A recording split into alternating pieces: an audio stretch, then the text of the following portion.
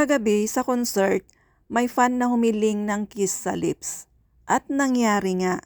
Pero bago pa man lumaki ang issue, si Ilyas mismo hindi nag-deny, hindi tumakbo, hindi nagpalusot.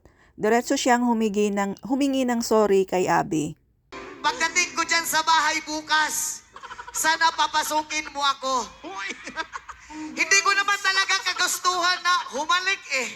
Kaso paminsan-minsan lang to. Pare, Joke lang, Day. I love you so much, pare yeah. Ilyas, Ah, pwede pa isa daw? At para malinaw ang pagkakamali ng isang artista sa gitna ng performance, hindi sukatan ng buong pagkatao niya. Huwag nating gawing masama ang tao dahil sa isang iglap, tao rin sila, napapagod, nabibigla, nadadala sa momentum ng stage.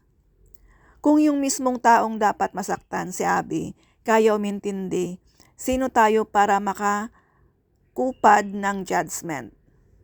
Real fans support, real fans correct with love, at real fans know isang pagkakamali doesn't erase years of loyalty, pagmamahal at kabutihan ni Ilyas.